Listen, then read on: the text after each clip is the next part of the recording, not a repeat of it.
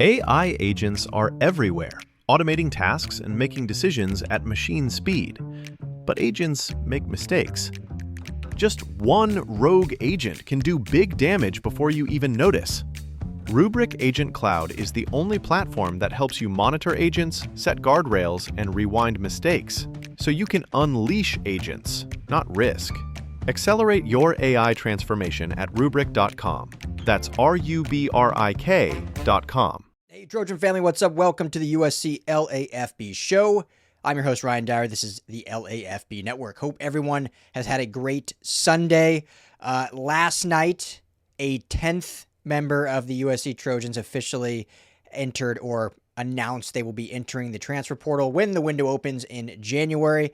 Wanted to jump on here this evening. I was gone all day out of the office doing family stuff, but I just wanted to jump on here and touch on that quickly as we are hitting all the news for you just to keep you completely in the loop with all things going on throughout the offseason. So Micah Banuelos, offensive guard, officially does announce he's entering the portal. There was some rumors kind of going around the last couple of days I heard that was going to happen, and now it officially does get announced that he will enter. So this is the 10th player. As I said on the last video, there's going to be more. Like, I would not be shocked, guys, if there is upwards of 30 ultimately that ends up entering the portal. I don't think it will be that high, but I mean, I think we're looking at for sure 20. Not saying they're going to be all these shocking kind of impact guys like, yesterday's news of Tagoia and Carlin Jones, I think were more surprising just because of the youth. I don't think we're going to have as many of those. But I think we're going to see guys that did get playing time that ultimately will end up entering, and Micah Banuelos is one of those players. First, got to say, great kid, battled through injuries early in his career, finally was able to get healthy this year, battled his butt off, and was able to, when he got thrust into a starting role, and, maybe was still a little bit away from probably should have been starting, but because of the injuries on the offensive line, because of obviously the DJ Wingfield stuff prior to the season starting, kind of got thrust into that role, and I thought he seized it and played very admirably. Certainly, I think a good football player, certainly will land somewhere and be a starting guard in college football. And I thought he did some good things for USC. I thought he did some good things in pass blocking. He did struggle a little bit in run blocking and certainly in some of the, counter type run plays that Lincoln Riley wants to run within this offense. Didn't quite have the athleticism at times to really open things up. Didn't do a bad job, but just, wasn't quite up to that like starter level caliber for what this offense wanted to be. I don't put a lot of stock in PFF grades, especially when it comes to the offensive line, just because you don't know who's actually doing those grades. It could be some, intern in their parents' basement doing it, but pretty consistent, much higher pass blocking grades, never above the 50s in run block or in total offensive blocking, and mostly a lot of in the 40s in run blocking, finished with a 47.7 overall run blocking grade, a total 52.5 blocking grade overall. So again, I don't take everything with PFF grades, but it does give you a little kind of insight into kind of how those matchups worked. So Mike is a great kid. His dad has been a friend of the show. And so if you're listening, Roy Banuelos, we want nothing but the best for Micah and your family, whether he ends up back in the Pacific Northwest area or goes elsewhere. I think he's going to be a great, great player. Wish it could have continued here at USC. But ultimately, he will look for a new program to start. So wish him nothing but the best. This now, I think what's kind of interesting for this team, moving forward and into the offseason, I think there's going to be a lot of excitement around the transfer portal. Obviously, this young 2026 class and some of the guys that will ultimately return. What's going to happen with Elijah Page? I lean to think he'll be back. He had a procedure that ultimately ended his season, surgical procedure of some kind. And I think that was to ramp him up to get to the offseason in time to come back for the collegiate season to put more on film. I don't think you don't want to go into the draft after an injury-riddled season. This is a guy that if he puts up a really good year next year and can finish an entire season at left tackle for the Trojans, will could be a first-round pick, certainly a top 3-round pick for sure, whereas now it feels like he's going to be that like flyer in like the 5th or 6th round with high upside, but obviously injury history. So I think he'll ultimately be back. We'll see, but I regardless, I think there's a lot of excitement around the prospect of this offensive line with Coach Hansen, who could be added in the portal. But this team's got a bowl game to play, right? Likely, we'll talk more about this soon when it's all locked in, but looking like most likely the Alamo Bowl down in beautiful San Antonio, Texas, and likely playing BYU, who was just in the Big 12 championship game. Lost to Texas Tech, but still a really good football team. We know they're really well coached by Coach Sataki. So, I know a lot of the bowls aren't as glamorous nowadays. Like if you don't make the playoff, no one really cares what actually goes on. It's almost more of a glorified spring game, if you will, an opportunity to kind of play younger guys in real meaningful college football than it is an actual like end to your season and you really want to notch a win. Now the Trojans have won their last 2, which is great because it does set you up going into the offseason, which a lot of momentum. And so they'll want to certainly still do that. But what's interesting is what the offensive line now will look like. And, we'll see if anyone else enters the portal, if there's any other guys that they've evaluated in these final meetings on the offensive line, specifically guys that have played a lot, and if they'll have more guys move on and we'll be starting a really new offensive line. But as of right now, because we know Elijah Page obviously done for the year after surgical, we know Killian O'Connor was also, Coach Riley said that he was going to have a procedure, hadn't had it yet, but was going to, so that knocks him out for that game, and he does still have a year of eligibility left, so unless the USC decides they want to move on from him. I don't know how those interviews went at the end of the season with Killian specifically.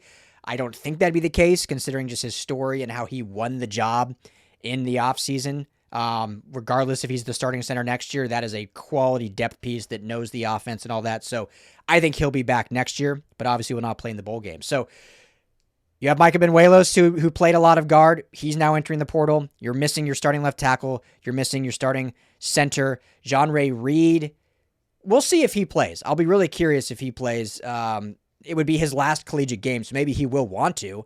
Obviously, he's going to try to make a run at making the NFL and see how that looks like. But because he's not like a high-end pick, he could still play in this one to put more tape out there. But for intensive purposes, let's say he doesn't play in this game.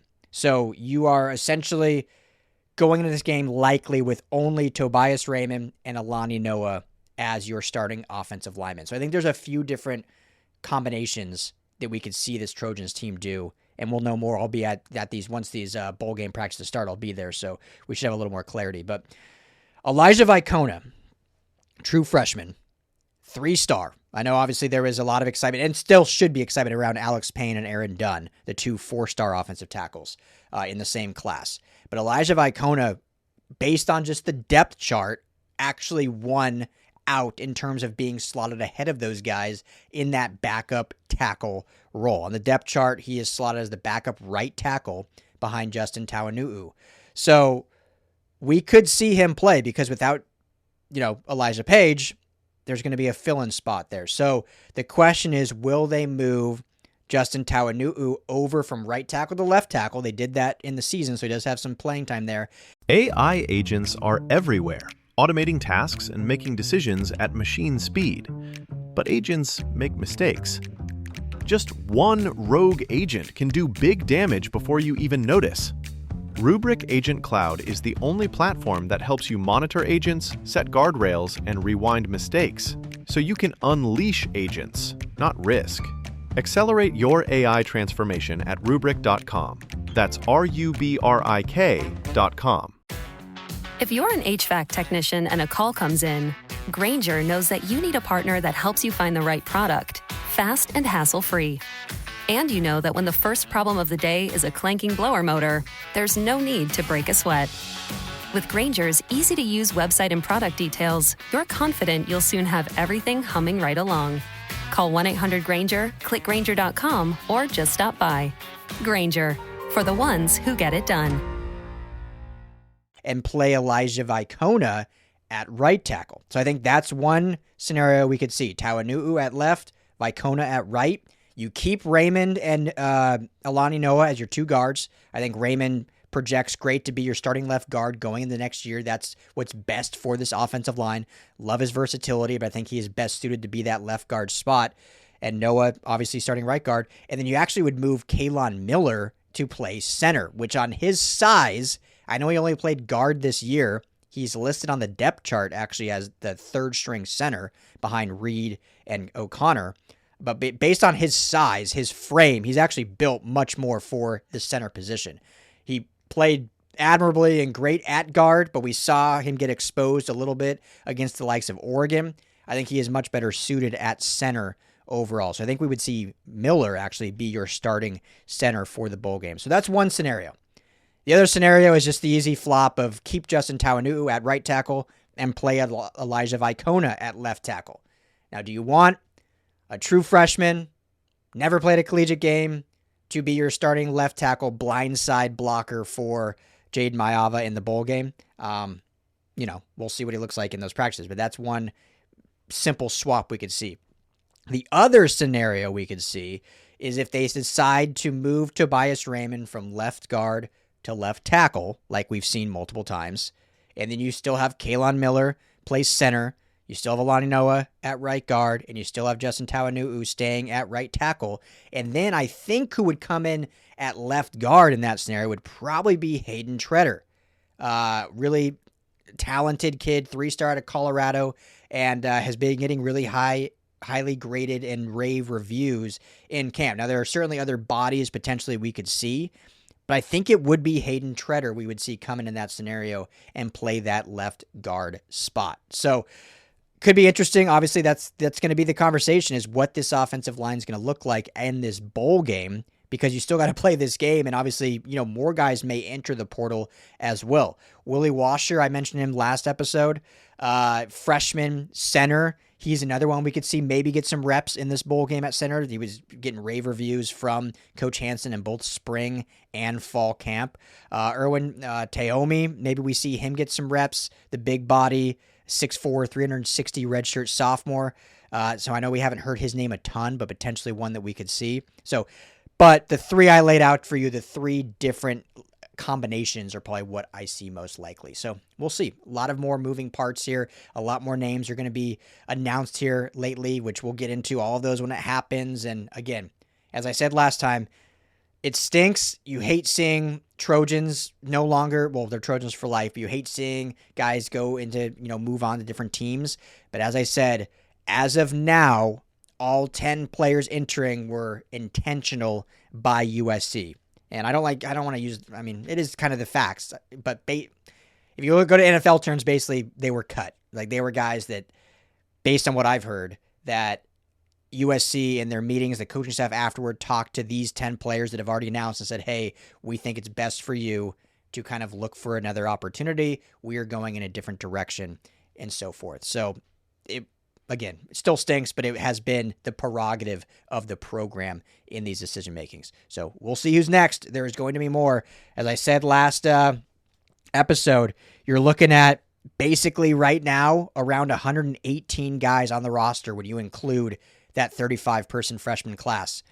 You're going to want to add transfer portal guys. You're going to maybe bring another one or two in that late signing period in February like they did last year when they brought Tua Telly and Jaden Ramos in the spring. So you only got 105 scholarships. If you're at 119 and you want to add 10 to 15 transfer portal guys, you're going to see that number go down, potentially 20 more. So just beware, just letting you guys know. We'll be here for you on all of it, as always, here on the USC LAFB show. So appreciate you as all. Hit that like and subscribe button. Helps us out. Become a member. Buy some merch. When you become a member, you actually get a discount code to get all of our just LAFB merch at a discounted rate. Plus, you get free access. It's always free, but you get instant access to our message board over on LAFBnetwork.com, which we're still trying to build up. So appreciate all of you as always. Fight on. Hey, Trojan family, thank you so much for hanging out and watching the USC LAFB show. Before you go, let me tell you quickly about our friends over at Sleeper. Go right now, download the Sleeper app. It's the #1 sports app, not just for season-long fantasy, but they've got live pickers, they've got live stat updates, they've got a chat that you can chat with other users, plus the daily pick'em, which is a blast, or daily fantasy, whatever you want to call it. You go and pick 2 to 8 players across any sports. If you're talking USC, go choose Jade Maiyava in his next matchup. Pick more or less passing yards, more or less touchdowns. You stack those, and you can win real money. When you go to make your first deposit, make sure you use our promo code USC LAFB. You're going to get a match deposit up to $100. Put in $100, you get $100 free to play with from Sleeper. Put in $10, they'll match you that $10. So now you're sitting at $20 to play with. But also right now, for any new users, no deposit required. You get $20 free entry. You can stack both. You can get the $20 for free. Go make a deposit. Use USC LAFB. And now you've got a bunch of free money to play with right there on the Sleeper app. Check it out, Trojan family. And when you do, tell them the guys at the USC LAFB sent you.